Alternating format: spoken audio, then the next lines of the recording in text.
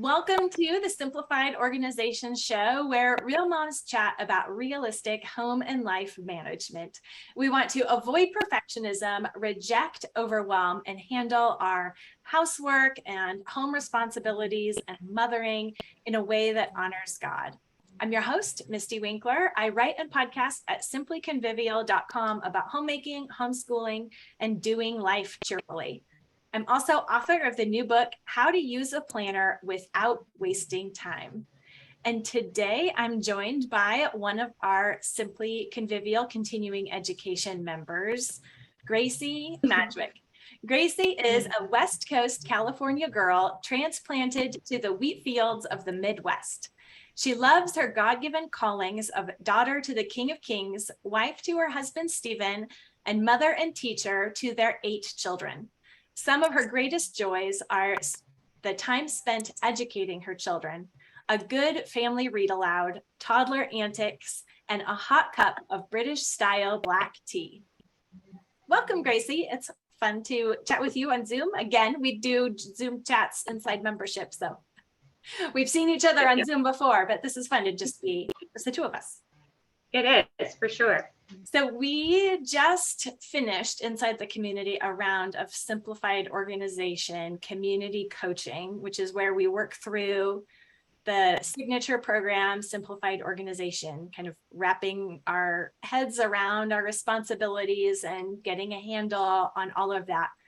And part of the process at the end is that everyone works through a survey, an assessment. And one of the things that Gracie said in her assessment just struck me as so helpful and insightful. And she has such a good story that I know will be an encouragement to so many other women. So you want to start by maybe explaining what your struggles were before you started the program, or what made you want to work through the program? Sure, absolutely. I was at a rough point mentally and emotionally, kind of a lot of overwhelm. And I honestly struggle with tendencies towards obsessive compulsive disorder. And it's very difficult. And I think a lot of people hear that term and they think of lining up all the pencils on the desk and people that like being that way. For me, it's a mental turmoil type of situation. And so a lot of overwhelm, a lot of discouragement, just not dwelling on enough truth and gratitude and trust, and not having the pieces in place to help me manage life well. And as I've stepped into community coaching and just Simply Convivial as a whole, it was just a huge blessing. Reminders of truth, constantly reminders of our need to adjust our attitude, and then being given tools to start implementing to grow in managing life well, and being disciplined and keeping the things in front of our face that we need in front of our face. And there was huge growth for me. And so, yeah, one big blessing after another. What were some of the changes that you implemented that really helped the most? I would say that as far as specific life management changes, the ones that have had the largest impact for me would be probably doing a weekly dashboard, doing a weekly review, a weekly top 3 daily card, doing a better job with maintaining my master calendar. I had one and I used it, but I've improved in that area. And then I think something broader that covers all those things is just writing stuff down. Write it down, get it out of your head. And I wouldn't say I'm great with the brain dumping in general yet, but all those pieces contribute to getting it down, getting it out of your head, getting it in front of your face, and improving and remembering responsibilities, and not, oh, I forgot again, and not trying to hold so much just in your brain. And then as a result of that, I think becoming a better problem solver, coming up with better solutions and more ideas, because things were beginning to run a little bit better. And you were, like you've said over and over, the brain is not for storing the information, it's for troubleshooting. Yeah. And the overwhelm, it's in our heads. And so we have to clear our heads to kind of get over it, but it can be overwhelming initially to start writing things down.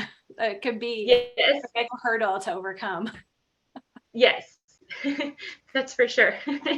You're not sure if it'll help or if it'll just be more overwhelming when you see all that data down on paper.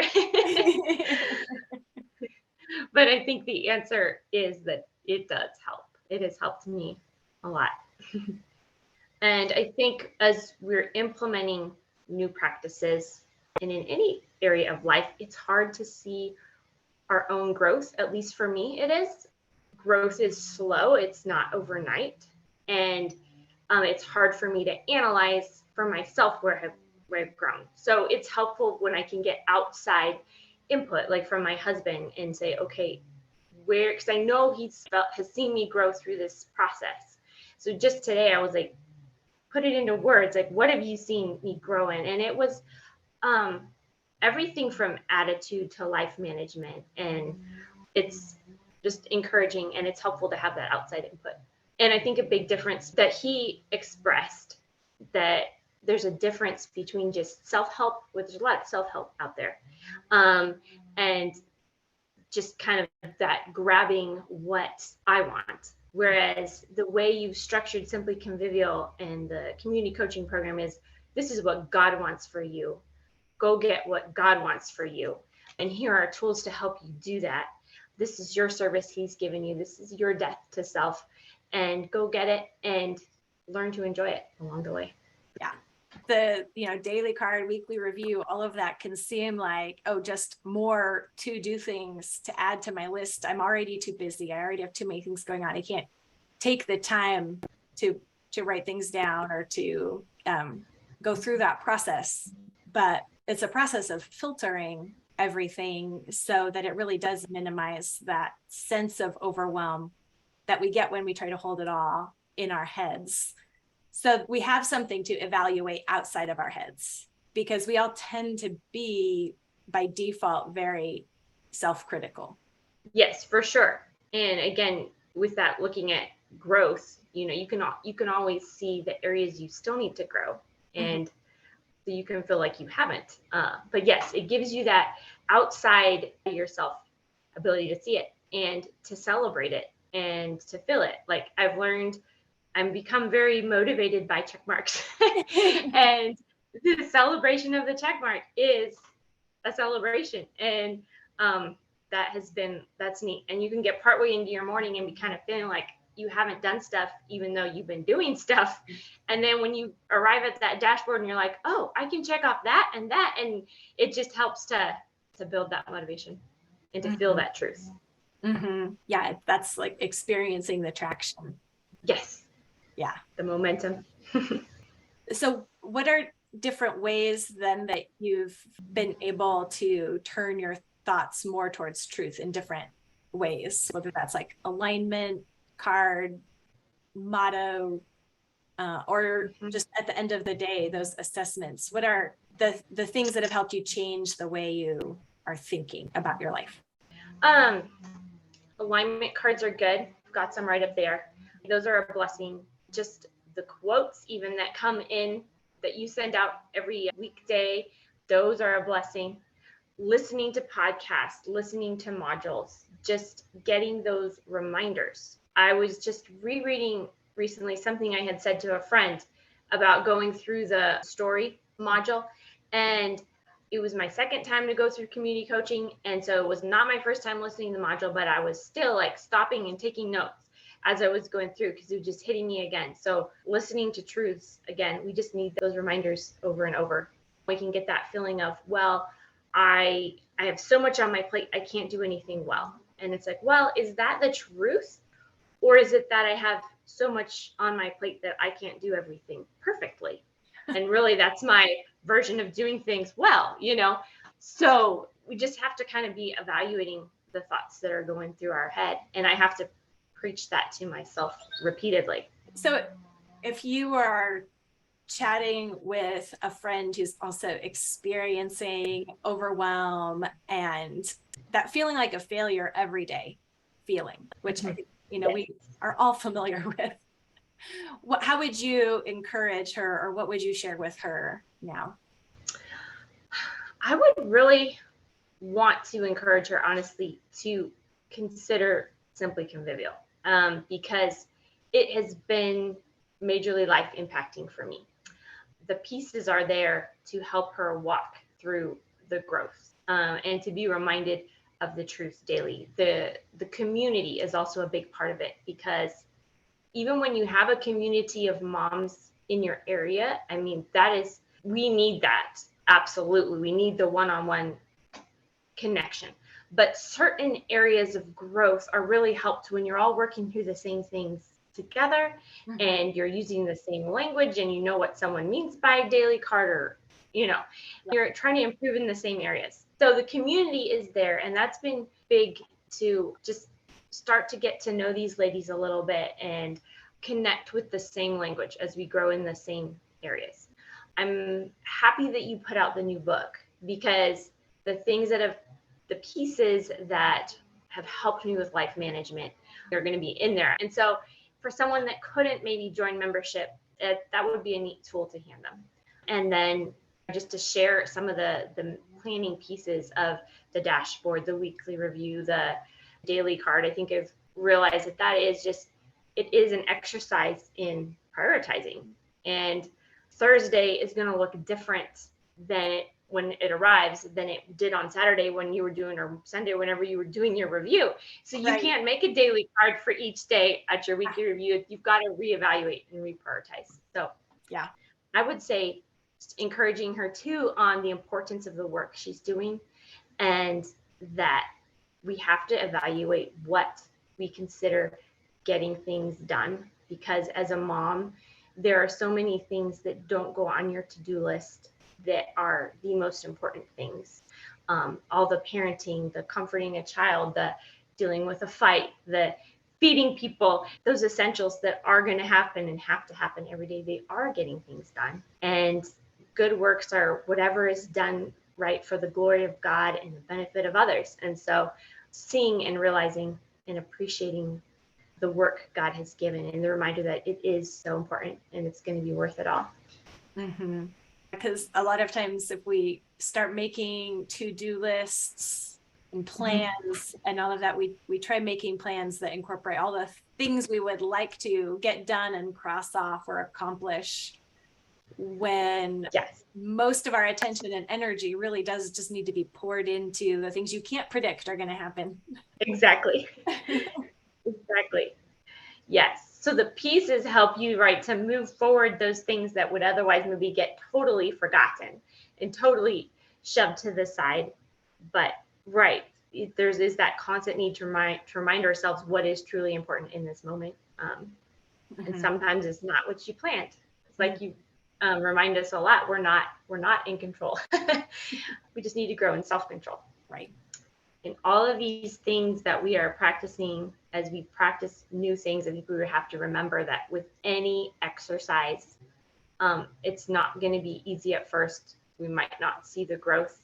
And just like with physical exercise, we're not going to see a change necessarily right away. We may in some cases, but eventually things that were hard are not going to be so hard if we grow in faithfully exercising a new piece, a new discipline, a new habit.